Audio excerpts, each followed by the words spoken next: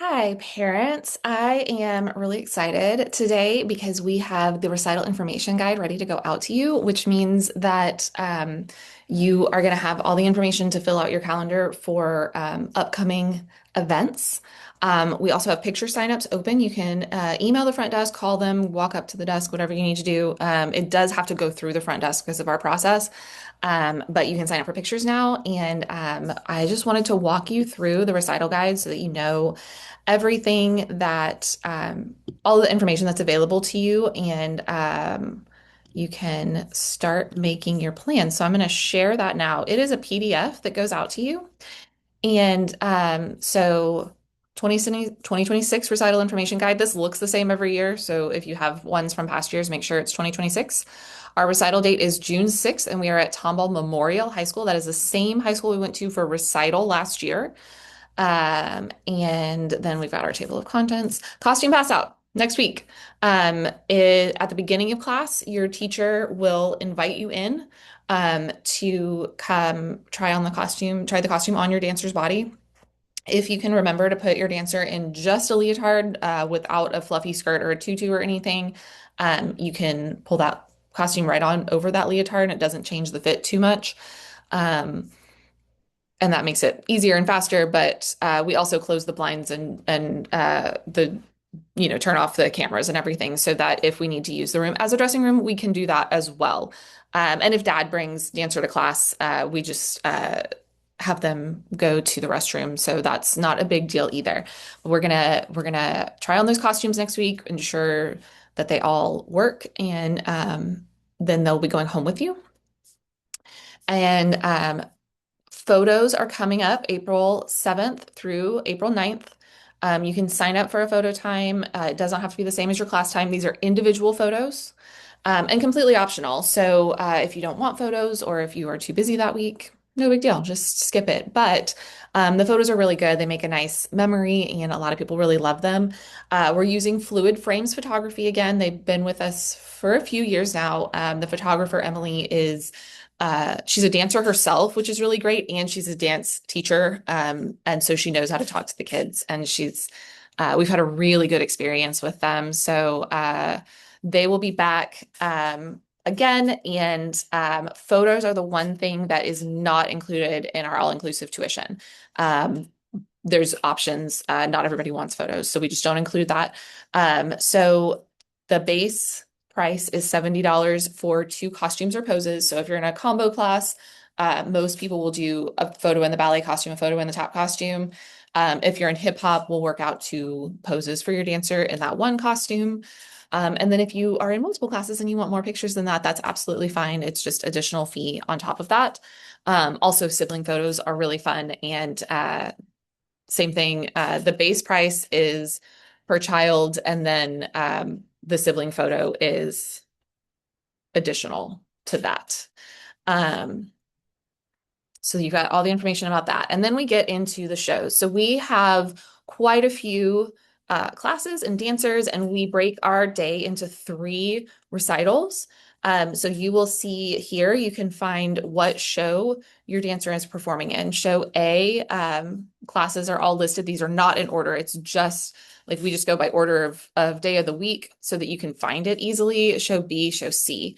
And then once you find that, you will, like, if your dancer is in show A, for instance, you're going to know what to look at in the rest of the guide. So after photos, we have several more weeks of regular class, and then we take a week in May to have studio rehearsal. Studio rehearsal is a rehearsal that happens at the studio, very simply named. Um, we bring the dancers from one show all together so that they can practice. For our pre-K and K1 dancers, parents stay with the dancers. They provide an audience, and we're able to give you a lot of information at that time as well.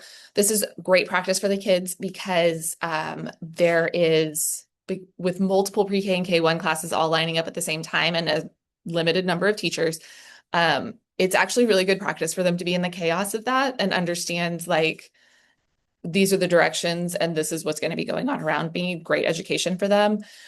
They practice entering and exiting at the same time as another class. So like one class will be walking off and the next class will be walking on, not exactly at the same time, but they have to follow a different direction than maybe the kid two over from them. And that's really good practice for them.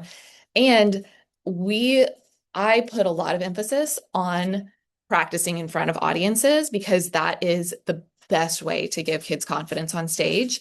And so we do a lot of in-class audiences, and that we've had a lot of success with that. The kids do really well and feel ready for the stage when they get there because we've done that. So having a whole bunch of parents that you don't know sitting in front of you watching you dance, great practice for the kids.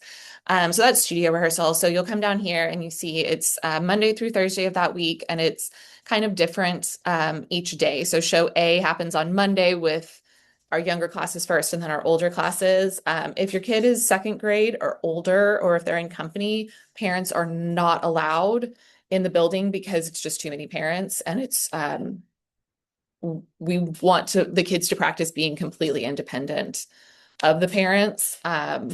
So we run that rehearsal without parents. Tuesday is show B, just the younger kids. Wednesday is show B, just the older kids. And then Thursday is show C with the younger kids first and the older kids second.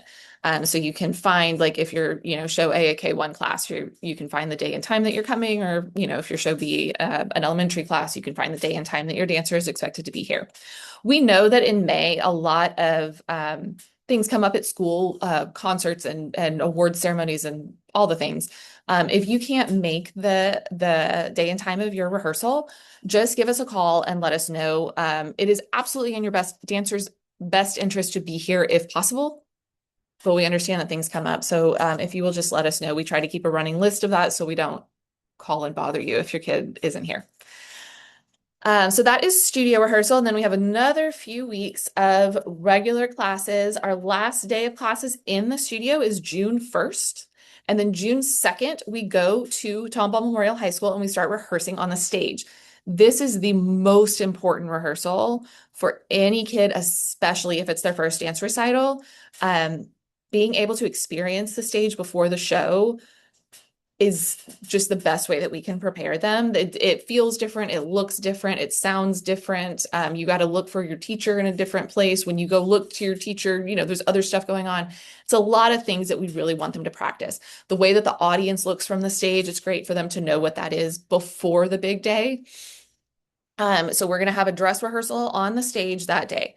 So this kind of explains about that. And then we are each class gets an entrance time to show up for dress rehearsal. And basically, if your kid is in a combo class, so you can expect to be there for about an hour. If they're just in a tap or a hip hop or just one genre of class, you can expect to be there for about 30 minutes. And if they have multiple classes, you have to look for multiple rehearsal times. So you've got your arrival time, and then the class day and time, the teacher, and what costume we want you to show up in. That is very specific based on the show order that you haven't seen yet. So Miss Rachel's Wednesday 4:45 is apparently dancing their tap first. So they're going to show up in their tap costume to dress rehearsal. We recommend showing up in costume for that first dance. If you will get a robe or some, like, maybe one of dad's flannels or something to put over your dancer before you put them in the car seat, always a good idea because car seats are notorious for having hidden things that make costumes messy, and tutus are notorious for, like, getting in crevices that other types of material wouldn't. So definitely protect that as you come in. But we do recommend showing up dressed in your first costume. Bring the second costume with you. So you've got all of the different days of rehearsal. If in general, show A is going to rehearse on Tuesday, show B is going to rehearse on Wednesday, show C is going to rehearse on Thursday. For dress rehearsal, we recommend trying hair and makeup. It is not required. We know that some people are coming from work and it's too much to make it happen, but it's a great practice if you can make it. So we have an example here. This is my youngest daughter when she was about 3 without makeup, and then in her recital makeup. So you can see she's got blue eyeshadows that brightens up our young dancers' eyes.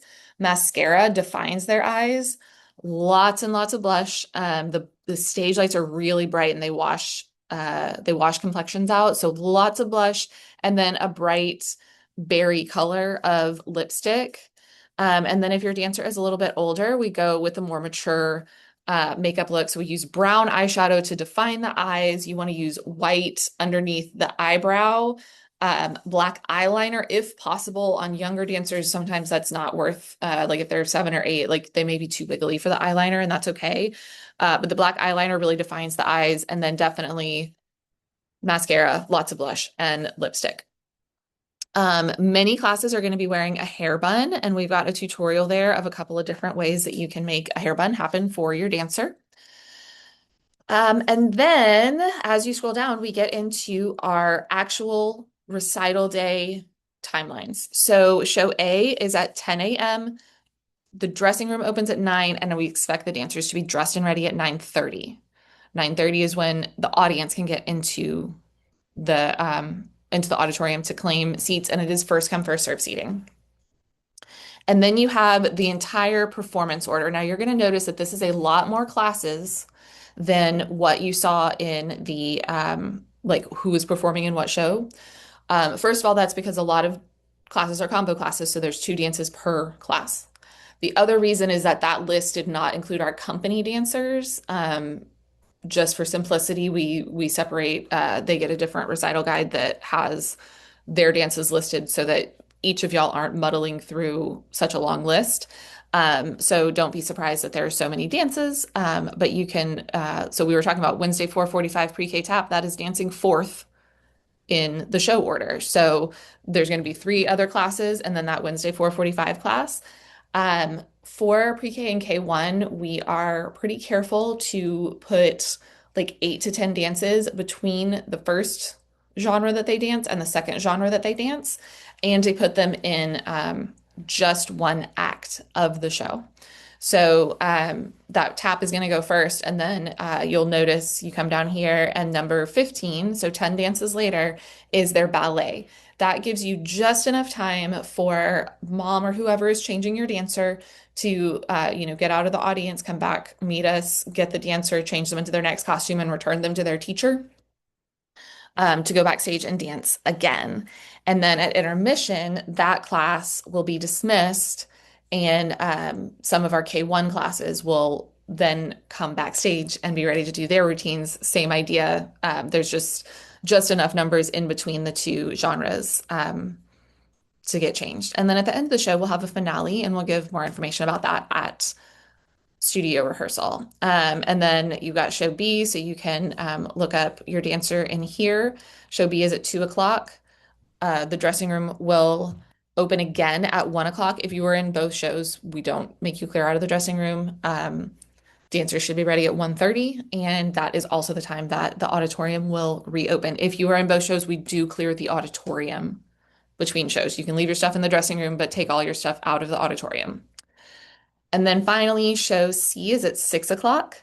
We will open the dressing room. Well, the dressing rooms will be open again, but we recommend coming at 5. Dancers should be ready at 5:30, and that is when the theater will open for that final performance.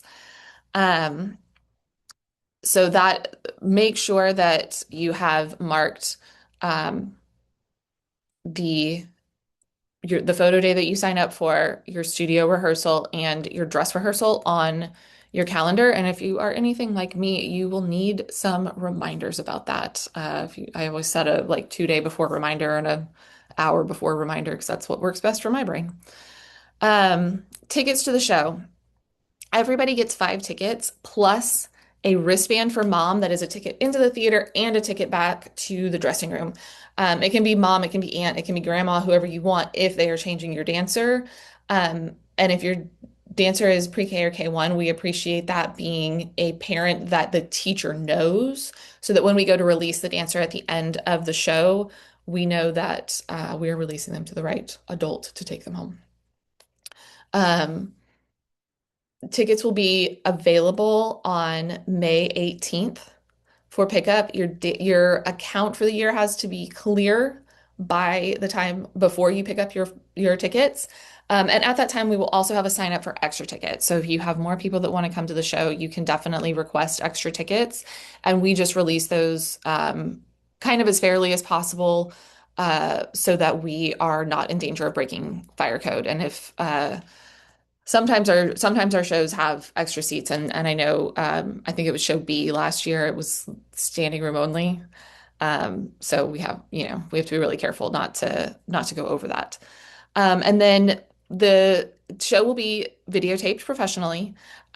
Included in your fees for the year is a digital video, I'm sorry, of the show that will be automatically emailed to you. Our videographer is pretty quick this year, so it'll happen sometime over the summer. And you have that to do whatever you want with.